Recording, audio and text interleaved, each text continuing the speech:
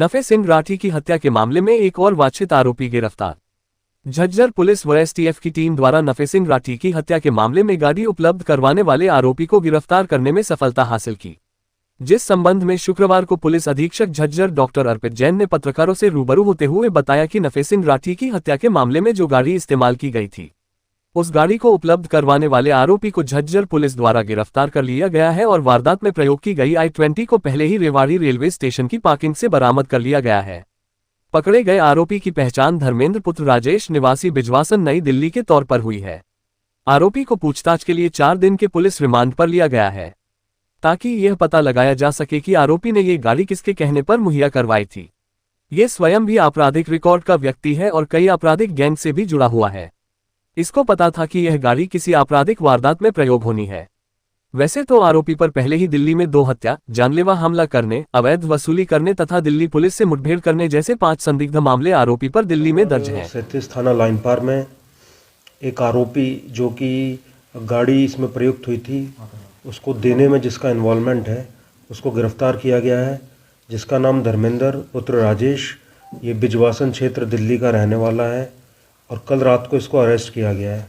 जो i-20 है वो ऑलरेडी रेवाड़ी रेलवे स्टेशन से बरामद हो चुकी है और इसका अगर आपराधिक रिकॉर्ड देखें तो पहले ये 2 मर्डर में, एक गोली चलाने के उसमें किसी व्यक्ति पर, और दिल्ली पुलिस से एक मुठभेड़ में भी, और कुछ अवैध रंगदारी के मामलों में रहा है। सारे पर्चे जो हैं इसके दिल्ली में दिल्ली में हैं इसके खिलाफ जो भी है।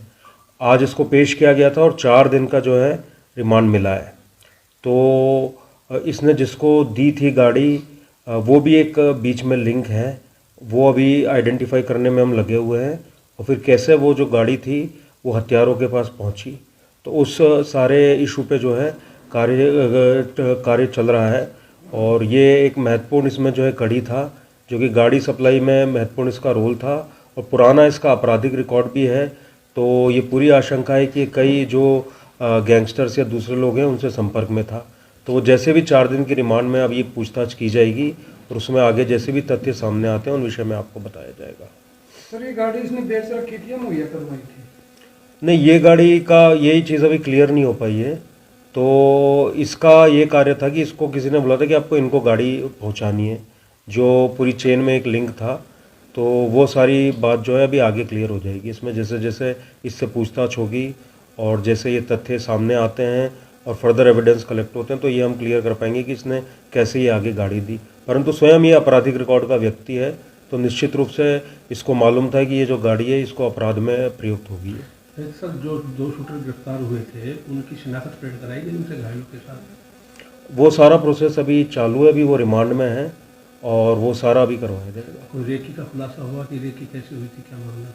हाँ, देखिए, प्राथमिक तौर पे तो लग रहा है कि वो जो रेकी हुई थी, लेकिन उस पर भी अभी एविडेंस और कलेक्ट करने हैं और चूंकि 2 लोगों की गिरफ्तारी और बकाया है तो जैसे ही उनकी गिरफ्तारी होती है तो वो सारी चीज़ें उन्होंने ऐसा खुलासा किया कि बहादुर के जो लोग हैं उनमें किसी का नाम इन्होंने लिया हो, वो उनकी इन्वॉल्वमेंट रही है किसी का?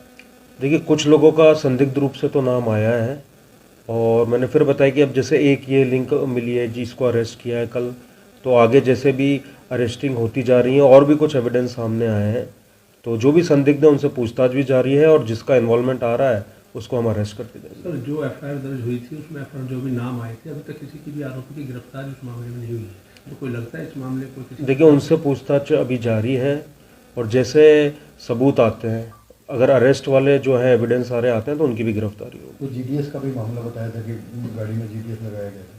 नहीं, अभी देखिए ये सारा इन्वेस्टिगेशन का पार्ट है, इस विषय पर अभी कुछ भी बोलना उचित नहीं होगा। जो आरोपी सर पकड़ा है वो उसका किसी गैंग से है संबंध?